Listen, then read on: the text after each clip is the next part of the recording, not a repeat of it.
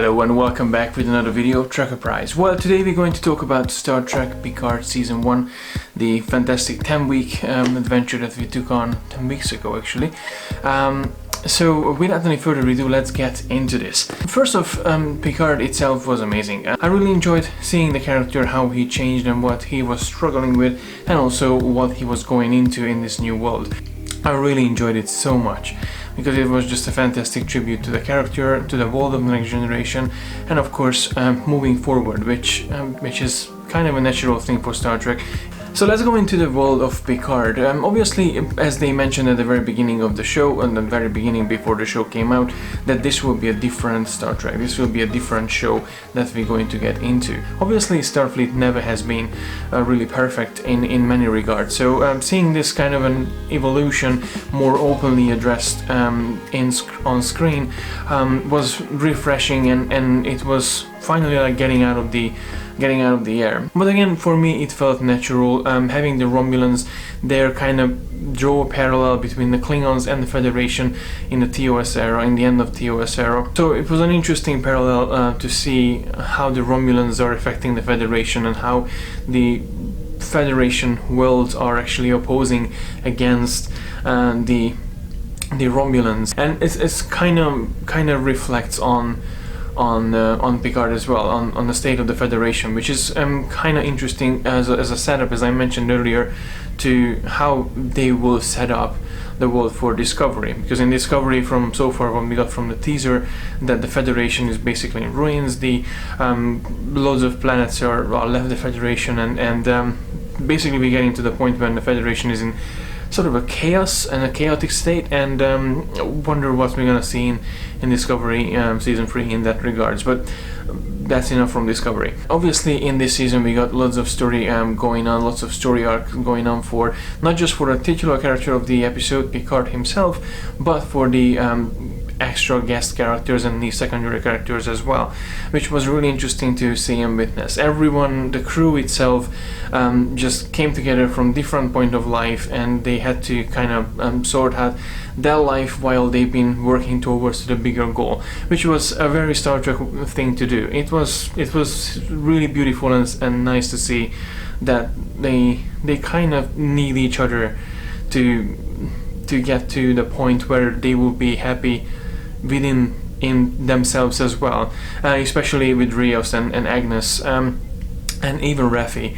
So we got to see all these different characters, which was actually absolutely beautiful. Obviously the main story was about Picard and how he was dealing with leaving Starfleet and like being the hermit of the bar, leaving Starfleet behind and just, you know, taking care of his vineyard. And it's kind of an interesting phase as well, to seeing him sort of giving up on Starfleet and giving up on the Federation, the man who was basically all over the Federation and believed the values of the Federation and Starfleet. And his mind kind of started rattling and fantasizing about this unfinished business with Data. Of course, aside from his illness, his medical condition, he gets to the point when he has to somehow make peace within himself with Data's death. A lot of people didn't like Nemesis, and a lot of people didn't like how Data died in Nemesis. But not me. I understood that Data saved Picard in the end of Nemesis because that was the right thing to do, that he believed that he has to do that, and this is a most human thing that an android could do. Having this internal difficulty with Picard was basically the whole arc of the story. And of course that's where Daj and Soji comes in. And the more they turn to Picard start investigating, and they find out that these girls actually Data's daughters. In terms of characters, we got a really big variety here, and I mean a big variety because we got to see so many beautiful people coming into the set. I mean, I was excited to see new faces, of course, but when they started announcing the show, that obviously we know that Patrick Stewart is coming back, Brent Spiner, Jerry Ryan, and Jonathan DeLarco, which was just amazing, just knowing that these icons are coming back to the show. I didn't really know anything about, and I still don't know too much about the other actors, like Michelle Hurd and Santiago Cabrera and Issa Briones, and also Alison Pill. I don't know much about them aside what they done in Picard, but they were absolutely fantastic. Oh, and how can I forget Eva Evagora, who played Elnor. All of these characters were fantastic. I really enjoyed seeing their struggle and their life as well through the series. Of course, we had Jaban and Laris as well, who was kind of the helper for in Shadow Picard, which their characters were actually fantastic. There were 3 other characters I didn't really like, and then one of them was Commodore O. She was kind of out of place from the very beginning, but that's mainly because she was a double agent. And of course Narak and Larissa. There's quite a few guest characters who came back in Picard, which I was really happy to see, and of course really happy to see their evolution as well going forward. Hugh is one of them. Of course, we knew from the very beginning that he's gonna be back, and I really enjoyed seeing him interacting with Picard, interacting with the XBs, and just being there, reminding us to the good old days, and how he became a better and more complex person by the end of the show. And I did not like the fact that they killed him, but well, we're gonna talk about that a bit later. Obviously 7 came back, which was a big surprise for many of us, and well, big surprise, I mean, we knew it from before the show came out, for months before the show came out, so it was really awesome to see 7. She changed a lot. It was really amazing to see her character evolution as well, but somehow I did not really like the fact that she became a kind of a murderer and you know, taking revenge on everyone. That's not, somehow I don't think that was the person who we got to know from Voyager, and certainly not the person who Captain Janeway basically guided through the years, not with these values. But again, 20 plus years passed ever since, so I guess things can change. I mean, I'm not the same person as I was 20 years ago, so there you go. And last but not least, it was really fantastic to see Riker, Will Riker and Deanna Troi as well. Jonathan Frakes is a brilliant actor, and he instantly got recognized for me as William Riker. He never ever left the stage front of the screen, and never ever left the character. He was just himself, and I have a feeling that now, seeing him being a bit older and more mature Riker, and I don't think he acted too much when he was playing Riker, so it was absolutely just fantastic. Marina Sirtis, again, she played the part beautifully. And of course I loved the last episode when we got to see Riker in uniform along the within the fleet. That was just absolutely amazing to have him back as an active captain. I know a lot of people started talking about, like, oh, the fleet that Riker came by to save Coppelius. I'm not going to nitpick about that, because I mentioned that into my blog as well, so if you haven't read that, please go to the blog and read the blog. There's a couple of things that I nitpicked about the last episode, but overall I think that was a fantastic scene, and he just really owned the screen in that moment, so it was just absolutely fantastic. And to get to the nitpick part, and the things that I didn't really like with Picard, and those are the things that I didn't really like with Discovery either, mainly. And these are really small nitpicks. Some of them are a bit more nitpicky than others, but these are just smaller things that I think could have been avoided in the show, and they would have made a bit better experience for many of us. First off, too many deaths happened in the show. We all got to know Dahj is gonna be the main character of the show.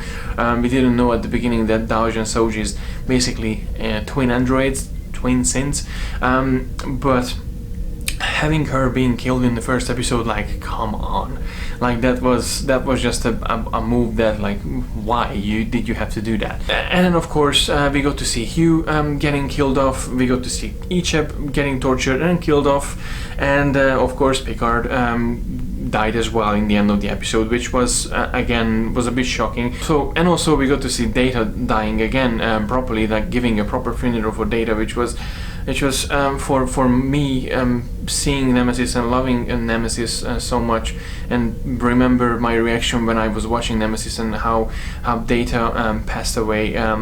I just didn't really understand why we had to go through this again, and why we had to do this. I mean, in terms of Picard, it was therapeutic for him because he was able to make peace within himself with the passing of Data. But for Data to, it was just a bit too much for me in a sense. It was beautifully written and it was beautifully executed, don't get me wrong. It just was a bit too much for me in a sense that I already seen Data die once, and I didn't want to go through that again.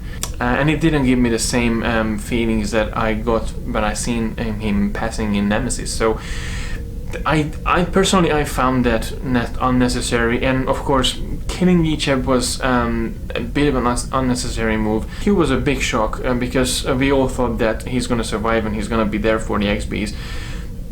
Again, his death didn't serve anything for the plot. It was so sad to see him dying, and I think it would have been better if he just stay alive and help the XBs getting back together when the Borg cube crashed in Coppelia. So just a bunch of nonsense that I don't understand why. The other thing that I didn't really like in this show is the swearing part. I mean, a lot of swearing was happening in all of the series, from Starfleet admirals till Romulan agents.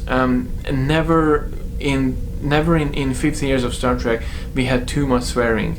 We had more swearing in 3 seasons so far, Discovery and Picard combined, than 50 years of Star Trek all together. So something that I could live without. But of course, I'm not the writer. I'm not gonna make boundaries for these things, and I feel a bit sad that this is part of our society, part of our culture now, that we just say the F word or say whatever we like, because that's how it works. But I don't think this necessarily should be part of Star Trek, because Star Trek worked without these things. If we want to really appeal to new audiences, we can do this with the effects, we can do this with the actors, but don't swear. And last, a really small thing, brutality that happened in this show was just too much as well for my taste. I mean, torturing Icheb and getting his eyeballs out, and then Agnes getting Saga's eyeballs out as well, like just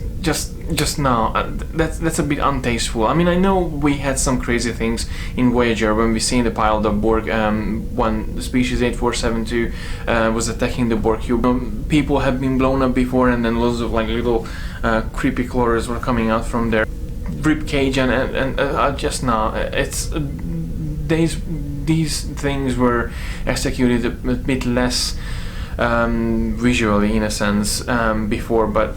And again, this is just TV, and ratings has to go up. Apart from nitpicking things that I do loved about the show is the music. The music was absolutely phenomenal in this season. I think Jeff Russo made a brilliant job with the themes, for the theme for Picard, for the theme for the Romulans, the Borg. Issa Briones singing Blue Skies in the end of the finale, just such a beautiful thing.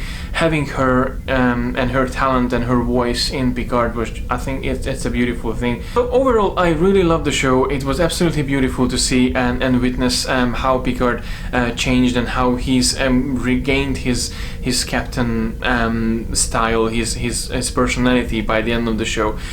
He was able to make closure with Data, and obviously he was able to bring together this crew. It was really awesome to see in a good Star Trek fashion, everything coming together at the end. And obviously we're sailing away to see what's next for the crew of the La Sirena, and what's up with Picard in the next season, which I'm really excited to see.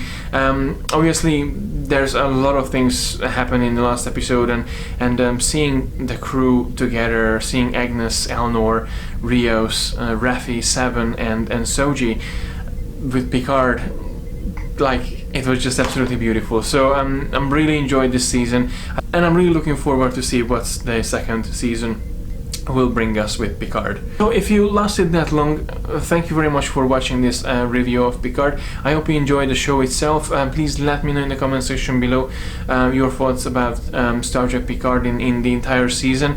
And as I mentioned, if you want to read any of my reviews for the individual episodes, you can go to TREKKERPRISE.com. I have every episode reviewed on the website, so you can go on back and read them in category. And of course, let me know if you agree or disagree with anything. I'm really looking forward to having a good discussion with you guys, so let me know in the comment section below if you liked season 1 of Picard, and if you're looking forward to the next one, and if you can, you know, answer some of my questions that I had in this review, or even in my reviews in the blog as well. As many of you probably noticed, I uploaded a video recently called Warm Blanket, the pilot episode. That's the new podcast that I've been teasing a little bit here and there. Warm Blanket, basically a podcast where we discuss with a guest that what is their way of how they get comfortable and how Star Trek can comfort them in a way in a daily life, and obviously getting to hear their stories and getting to know them a little bit more. That will be the theme of this podcast, and the pilot episode is out there. It's just me talking over a couple of topics, basically a little bit of an introduction to the podcast, the idea, and what is my warm blanket as an intro episode. And we're gonna have we have already a few episodes piled up for the following weeks, so every Wednesday there's gonna be one episode. It's gonna be available on the channel, of course, so feel free to watch it or listen to it there. And of course it will be available from many major podcasting platforms that you can go and check out and just enjoy it, and hopefully you will enjoy it. If you have any feedback on that, please let me know as well in the comment section below on every individual episode. I'm really looking forward to see what you guys are thinking about that too. And one thing I wanted to share with you all guys, that I recently released a Patreon page that you can support my work. As you know, I don't do advertisements and don't do monetization in my videos. If you really feel like that my videos value to you and you really like to support my work, you can go ahead to my Patreon page and see the different levels. I try to make them to be reasonable, and of course with some little perks here and there. So hopefully you will find something that suits you, but again, this is not mandatory.